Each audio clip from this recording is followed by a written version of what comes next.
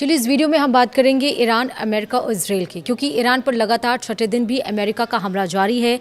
Railway, bridge, airport पर attack किया गया है। राष्ट्र को आज संबोधित भी करेंगे राष्ट्रपति डोनाल्ड ट्रंप। नमस्कार, आप देख रहे हैं न्यूज़ 18, मैं हूं आपके साथ श्रुति श्रीवास्तव। अमेरिका ने लगातार छठी रात ईरान पर हमले किए हैं। ईरानी मीडिया के मुताबिक एयरपोर्ट, रेलवे स्टेशन, पुल और संचार ढांचे को निशाना बनाया गया है, जबकि अमेरिका का दावा है कि उसने सैन्य क्षमताओं पर हमला किया है।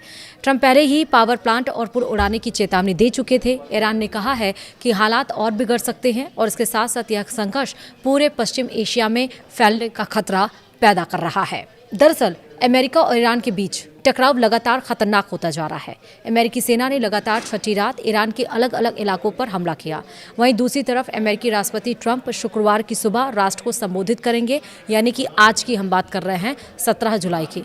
गुरुवार, शुक्रवार यानी कि 16 और 17 रात हमले में इस बार निशाने पर सिर्फ सैन्य ठिकाने नहीं थे, बल्कि दक्षिणी ईरान के एयरपोर्ट, रेलवे स्टेशन, पुल और कम्युनिकेशन से जुड़े ढांचे पर भी हमले की खबरें सामने आई। ईरानी मीडिया का दावा है कि इन हमलों में कई नागरिक इलाकों को भी नुकसान पहुंचा है। दूसरी ओर अमेरिका का कहना है कि उसका मकसद ईरान की सैन्य क्षमताओं को कमजोर करना है। हमले ऐसे समय हुए हैं जब अमेरिकी राष्ट्रपति डोनाल्ड ट्रंप 2 दिन पहले ही खोलकर कह चुके थे कि अगर ईरान बातचीत की मेज पर नहीं आया तो उसके बिजली घरों और पुलों को भी निशाना बनाया जाएगा। अब ताज़ा हमलों के बाद ईरान ने चेतावनी दी है कि हालात और ज़्यादा बिगड़ सकते हैं और संघर्ष पूरे क्षेत्र में फैलने का खतरा बढ़ गया है। वहीं अमेरिका ने कहा कि कहाँ हमला किया। ईरानी सरकारी मीडिया के मुताबिक दक्षिण पूर्वी शहर ईरान शहर के एयरपोर्ट के पास धमाके हुए और वहां मिसाइल गिरी। बंदर अब्बास में रेलवे जंक्शन पर हमला हुआ, जिसमें 2 कर्मचारी घायल हो गए। इसी शहर में एक कम्युनिकेशन टावर को भी निशाना बनाया गया, जिससे बिजली आपूर्ति प्रभावित हुई और कई लोग घायल हुए। वहीं होर्मुज़गान प्रांत में बंदर खमीर के पास 2 पुलों पर भी हमले की खबर है। स्थानीय अधिकारियों के अनुसार इन हमलों में 2 लोगों की मौत हुई है और 4 जन घायल हुए हैं। नुकसान के बाद से कई अहम जो सड़क मार्ग हैं वो बंद कर दिए गए हैं। ईरान के इन द्वीपों पर भी हमला हुआ। इसके अलावा केशन द्वीप, चाबहार, बुशेहर और अहवाजार समेत कई इलाकों में भी धमाकों की आवाज़ें सुनाई गईं। ये सभी इलाके फारस की खाड़ी और हॉर्मुज जलडमरू मध्य के आसपास हैं, जहां से दुनिया के बड़े हिस्से का जो तेल है वो समुद्री रास्ते से गुजरता है। इसलिए इस क्षेत्र में बढ़ता तनाव वैश्विक ऊर्जा बाजार के लिए भी चिंता का विषय माना जा रहा है। वहीं अमेरिकी सेंट्रल कमांड यानी कि सेंटकॉम ने कहा है कि ताज़ा कार्रवाई का उद्देश्य ईरान की उन सैन्य क्षमताओं को और ज़्यादा कमज़ोर करना है जिनका इस्तेमाल अंतर्राष्ट्रीय समुद्री मार्गों के लिए खतरा पैदा करने में किया जाता है। हालांकि ईरान का आरोप है कि हमले परिवहन और नागरिक ढांचों पर किए जा रहे हैं जो अंतर्राष्ट्रीय कानून के खिलाफ है। वहीं इस युद्ध से जुड़े जो अपडेट्स आए हैं वो भी समझ लीजिए। कतर के रक्षा मंत्रालय यानी कि मिनिस्ट्री ऑफ डिफेंस ने कहा है कि देश की सशस्त्र सेवाएं इस समय कई हवाई हमलों को इंटरसेप्ट कर रही हैं। मंत्रालय के मुताबिक कतर की वायु सुरक्षा प्रणाली लगातार सक्रिय है और हमलों को विफल करने की कार्रवाई जारी है। इससे पहले खबर आई थी कि ईरानी हमले के दरमियान गिरे मलबे की चपेट में आने से एक बच्चा घायल हो गया। घायल बच्चे को इलाज के लिए अस्पताल पहुंचाया गया। फिलहाल कतर के रक्षा मंत्रालय ने यह नहीं बताया है कि कितने हवाई हमलों को रोका गया है या इससे कितना नुकसान हुआ है। वहीं सुरक्षा एजेंसियां हालात पर नजर बनाए हुए हैं।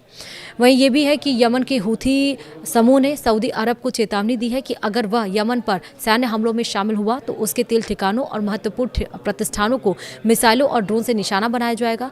हूथी नेता अब्दुल मलिक अल हूथी ने टीवी पर प्रसारित अपने संबोधन में कहा, अगर रियाद यमन पर हमलों में शामिल होता है तो सऊदी अरब के सभी तेल ठिकाने और अहम संस्थान हमारे निशाने पर होंगे। उन्होंने ये भी कहा कि एयरपोर्ट के बदले एयरपोर्ट, बंदरगाह के बदले बंदरगाह और नाकेबंदी के बदले नाकेबंदी उनकी रणनीति होगी। इस सप्ताह की शुरुआत में हूथी विद्रोहियों ने सऊदी अरब की दिशा में मिसाइलें दागी थीं।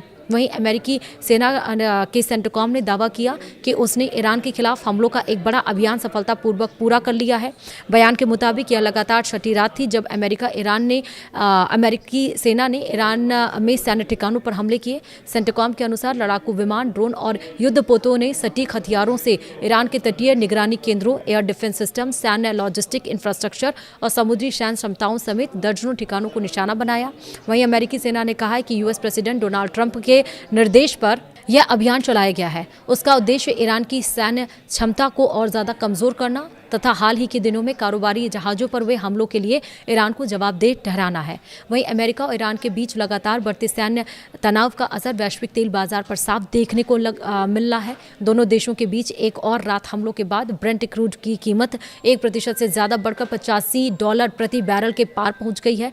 वहीं यूएस WTI क्रूड भी चढ़कर $80 प्रति बैरल के करीब पहुंच गया है। इससे पिछले कारोबारी सत्र में हुई गिरावट पूरी तरह से खत्म हो गई है। इस सप्ताह ब्रेंट क्रूड में करीब 12% और WTI में भी लगभग 12% की तेजी दर्ज की गई है। तेल की कीमतों में उछाल का असर शेयर बाजार पर भी दिखा है। शुक्रवार यानी कि 17 जुलाई को एशिया के कई बाजार गिरावट के साथ खुले। जापान का निकेकाई 225 इंडेक्स शुरुआती कारोबार में 3% से ज्यादा टूट गया। हालांकि तेल बाजार में आगे की चाल अमेरिका ईरान संघर्ष और हॉर्मुज जल डबरूमद की स्थिति पर निर्भर करेगी। अमेरिकी प्रतिनिधि सभा की बजट कमेटी में रिपब्लिकन सांसदों ने $95 अरब के खर्च पैकेज को आगे बढ़ा दिया है। इस प्रस्ताव में ईरान युद्ध से जुड़ी फंडिंग के लिए भी अरबों डॉलर का प्रावधान किया गया है। प्रस्ताव के तहत $60 अरब रक्षा, $13 अरब खुफिया एजेंसियों और $12 अरब कृषि क्षेत्र के लिए रखे गए हैं। अमेरिकी किसानों को युद्ध के दरमियान बड़ी ईंधन और उर्वरक लागत से राहत देने के लिए भी इसमें राशि शामिल की गई है। रिपब्लिकन सांसदों का कहना है कि रक्षा बजट का एक हिस्सा ईरान युद्ध के दरमियान खाली हुए अमेरिकी हथियारों के भंडार को फिर से भरने और सेना की तैयारियों को मजबूत करने के लिए खर्च किया जाएगा। कतर के रक्षा मंत्रालय ने दावा किया है कि उसकी सशस्त्र सेवाओं ने देश को निशाना बनाकर दागी गई एक मिसाइल को सफलतापूर्वक इंटरसेप्ट कर दिया है। मंत्रालय ने यह जानकारी सोशल साइट एक्स पर जारी की आधिकारिक बयान में दी है।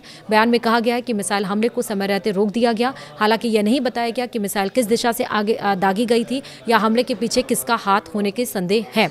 वहीं आपको ये भी बता दें कि इंटरनेशनल एनर्जी एजेंसी यानी कि IEA के कार्यकारी निदेशक फतेह बिरोल ने चेतावनी दी है कि अगर हॉर्मुज जल डबरूमद जल्द नहीं खुला तो वैश्विक ऊर्जा सुरक्षा पर गंभीर खतरा पैदा हो सकता है। उन्होंने कहा कि दुनिया के लिए तेल आपूर्ति की सुरक्षा अब भी सबसे बड़ा मुद्दा बनी हुई है। बायरोल के मुताबिक अगर अगले कुछ हफ्तों में स्थिति नहीं सुधरी तो चिंता और बढ़ सकती है। युद्ध शुरू होने से पहले दुनिया की करीब 20% ऊर्जा आपूर्ति हॉर्मुज जल डबरूमद के रास्ते होती थी, लेकिन संघर्ष शुरू होने के बाद से यह समुद्री मार्ग काफी हद तक बाधित है, जिससे तेल और गैस की आपूर्ति प्रभावित हुई है। वहीं IEA का कहना है कि इसका सबसे ज्यादा असर एशिया पर पड़ा है। जापान और दक्षिण कोरिया प्रभावित हुए हैं, जबकि भारत, पाकिस्तान और बांग्लादेश जैसे विकासशील देशों को सबसे अधिक नुकसान उठाना पड़ रहा है। फिलहाल इसी के साथ ही वीडियो में इतना ही। नमस्कार।